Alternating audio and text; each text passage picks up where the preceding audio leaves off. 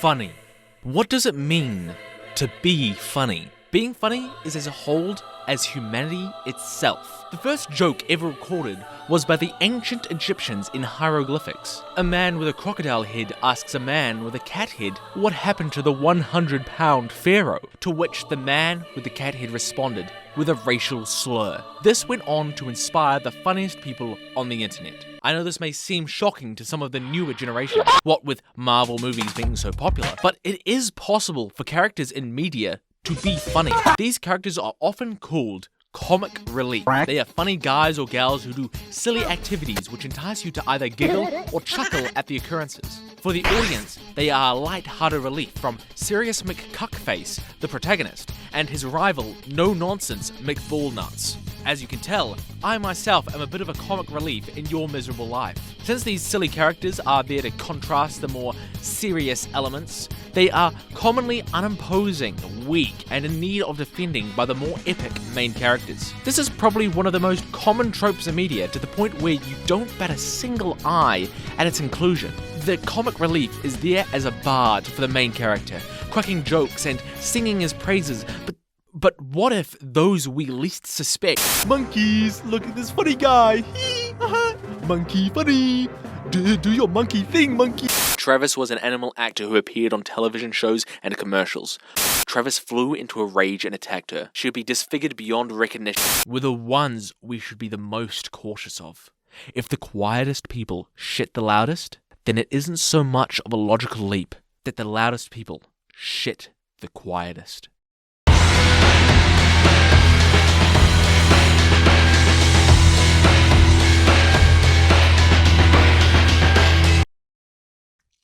Well, look who is. I heard you the type to not like or subscribe to Rad Chat at youtube.com. It would be a damn shame if I had to do something to this Ralsy PNG, because someone didn't like and subscribe to Rad Chat on youtube.com. I'm sure Ralsy PNG will have a good safe home to stay at if someone, a certain someone, considered giving some money on the Patreon. If you want the Ralsy PNG to survive, you know what you need to do. You fuck off. I created you, and you created me. Spider-Man, kill him and his family. The Spot. To be honest, I don't actually know much about this guy. This is the part where a weaker, inferior video essayist would do research on the character. However, I, a true Chad, can't be fucked. And also, these videos can barely be called video essays. The scripts are bullet points, and my source is a vision in my dreams. But I will justify my laziness with intelligence. The creators of Spiderverse chose this Spot as their main villain because of two factors. The first one being his nicheness, the fact he's a pretty forgettable villain. So in this regard, we not knowing much about him, other than he is a villain in the Spider-Man universe, is enough. The second reason they chose the Spot is the fact that his power is actually terrifying. In Across the Spider-Verse, the Spot is represented as a hopeless character. We are introduced to him during his failed attempt at a robbery. Not only do characters downplay him like Miles Morales, but even the universe itself. His backstory entirely hinges on a background gag where he gets hit by a bagel. In the diegetic of the movie, he is as ignored as his comic counterpart is by general audiences. His design even looks dopey, sporting an unflattering physique.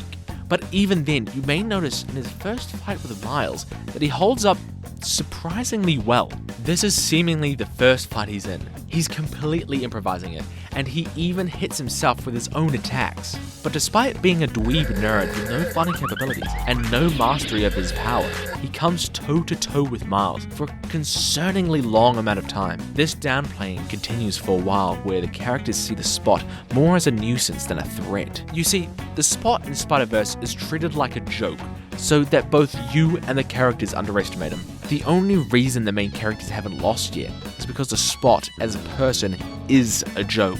But even if you hand the most incompetent person a gun, when they learn to aim and shoot, they become deadly. Eventually, the Spot does get an understanding of his power and single-handedly takes on 4 spider people at once. And by the time he attains his full potential, he's been so ignored and downplayed that his ire manifests as a malformed creature bent on causing as much havoc as possible. The Spot perfectly represents how you can subvert a joke character. underestimation. You got bamboozled. Mirage is my main in Apex Legends, meaning, sorry, you're not allowed to play him. Mirage is the class clown of Apex Legends, wise and cracked, Isn't sneaky your specialty? and generally being a silly boy. Due to his showman-like personality, he's practically become the poster boy of Apex. He seems like an overconfident jackass who constantly gloats about how he's the best, yet he constantly has this awkward air about him, where it feels like he's forcing it. This character trope falls pretty firmly with the overconfident loser, someone who wants everyone else to believe they're great, when they themselves don't believe it. Usually depicted as narcissists. You wouldn't be blamed for painting Mirage in this light, as he literally creates clones of himself, which he admires and uses to toy with his opponents. And while this is true, he's showy, he's overconfident, yet deep down he's a loser, the reason he's like this isn't because he has an ego. His hologram technology was created by his mother. The entire reason he can compete is because of her. His mother has dementia. Her association between Mirage as a person and her son are fading rapidly. Mirage's participation in the games are as a thank you to his mother, to show how far it's gotten him, but it's also for her to notice him. She's referenced that she follows Mirage's endeavors in the Apex games. He's celebrating his second anniversary of competing in the games. So, to get his mother to notice him, despite her deteriorating mind, he tries to have the biggest personality possible. He tries to be as memorable as possible. He wants his mother to see him. Even in moments where he tries to have a heart-to-heart with her, he has to fall back on being his big personality so she can remember him. Yeah, that's right, Mom. One sec. Yeah, I'm your son, Elliot. We are inside the next room. Yeah, of course. Don't worry. I'll win for you today. Always for my number one fan. He's not a confident person. He's even somewhat incompetent. His boisterousness, his loudness, it can get on those around him's nerves. But he isn't like this for them. He isn't like this for the audience. He just wants to be noticed by his dying mother. Mirage perfectly represents how you can subvert the comic relief character trope. Intention.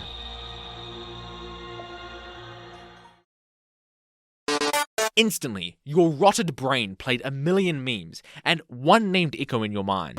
There is a phenomena where when something gets very popular, some people are like, yeah, I would like it, but so many people on the internet talk about it, so I won't. My usual response to this sentiment is, the police won't find your body. However, this may be one of the only cases where the internet has completely destroyed an otherwise amazing character. You see, your perspective on this funny boned boy is completely warped. It is not at all what he's actually like. So before we can discuss, let us take a moment to sit and meditate. Completely wash away all your cognitions of Sans Undertale. There are no AUs. The Sans parody song is not real, it was just from Steven Universe. Rule 34 does not exist. There. It's all out? Hey! I see that one. Trying to sneak one by me, you sexy son of a bitch. Now, Sans, brother of Papyrus. Sans, throughout most people's playthroughs of Undertale, is just a funny guy, a positively silly goober. While Papyrus is mostly accidentally funny while trying to be serious, Sans plays jokes, says one-liners, and gets up to all kinds of funny hijinks. He is quite an endearing character, but over the course of the game, he has small serious moments with you. Your dynamic with Sans is perfectly demonstrated in his first scene. He stalks you through a forest, slowly closing in. Anxiety races. Then finally, he confronts you.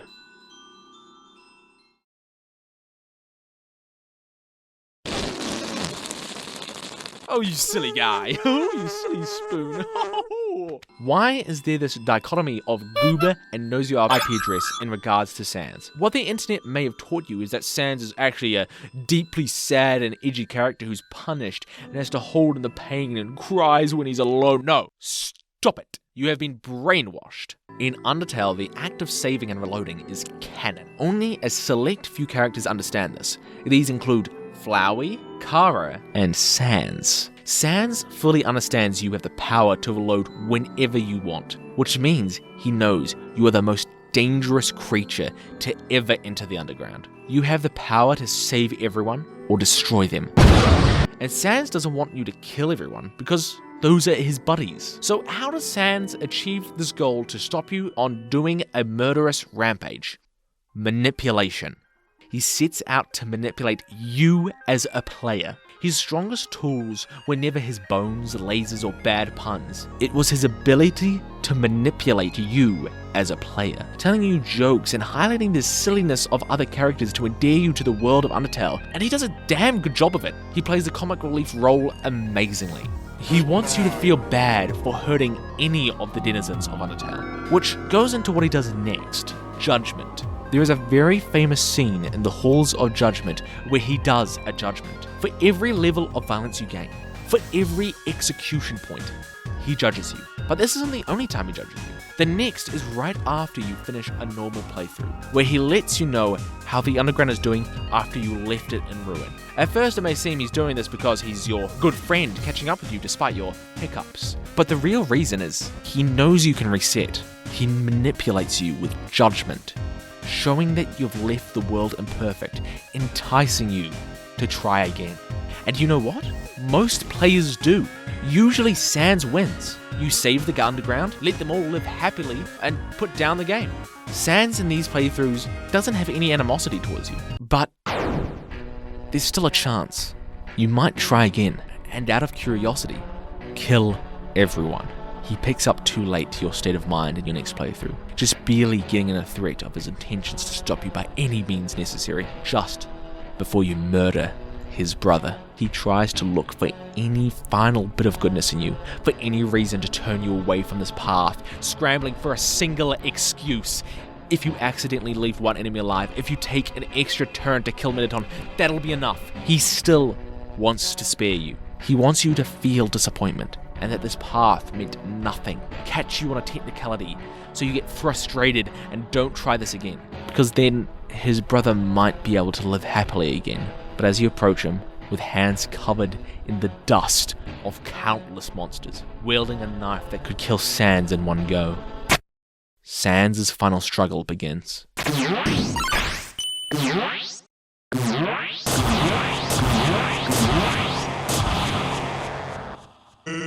You see, despite the notoriety of this fight as being the hardest in Undertale, in the canon of the universe, Sans is at a severe disadvantage. You can try it as many times as you please. All it takes is one hit to kill Sans. And Sans fully knows this. But then why does he fight? Because he's trying to hit you in the one thing you've been told to rely on.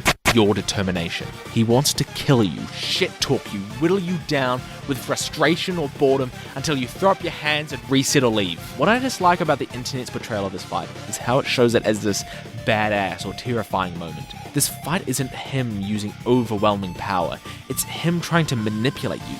The mockery after you die, the trolling, the unfairness of the fight. Sans is not a badass. He isn't a scary monster in the darkness. He's a comedian and a manipulator. At the end of the fight, he just takes his turn for the rest of time, never giving you the opportunity to attack. The only thing that makes him lose is him sleeping. After everything he's tried, after shouldering the burden of manipulating a near god of this world, even he, the man who would fight to the bitter end, would get tired. I think deep down he knows that this ends in Kara's control. That even if a pacifist route is achieved, Kara will still cause untold suffering. On your save, there will be no happy world to strive for. Worst part is, on a reset, the new Sans won't even know that his attempts at manipulating you will be for naught. With his final breath, he doesn't curse you, he doesn't cry. There's no use in wasting it on that after all. It's over. He just heads to his favorite bar and talks to his brother one last time. Sans perfectly represents how you can subvert the comic relief character trope. Manipulation. The funny guy, the one we haha at, the one who we go, what a kooky and silly character that ensues the greatest of hilarities. Yet because you, the fool, the absolute buffoon, were too busy giggling, you couldn't see what hides beneath the silly. You may initially write off a goofy lad, since how threatening could a chuckle-inducing creature be? And when you look down on them, the animosity in them builds up. You may be pretty girl now and me nerd, but in the future me going to be rich man and you pregnant. The silly guy may be silly, not for the sake of silly, but for personal turmoils. Either to hide their pain through snickers, or to be noticed by those they hold dear. The silly bloke may even be using the giggles to get you to do what they want. After all, when you're in a good mood, you're a much more susceptible target. You don't sell snake oil without a good routine. All of this is to say, be careful of silly guys, because they may be no joke. If only you had listened to this advice sooner. Greetings. I am Rad Chad, the mad lad, and to some of you, your dad. And I've caused a gas leak in the room you're in. You underestimated me, you absolute buffoon. You tomfool. You have hallucinated this entire video. It never happened. You are going crazy. That was not a plate of pasta you ate. That was a monkey, silly monkey. Oh, look at the monkey go. He go, oh, ah, oh, monkey. Yes, monkey. Woo! Yeah, monkey. Fuck it, monkey. Woo! Holy shit, that monkey's fucking crazy. What the fuck?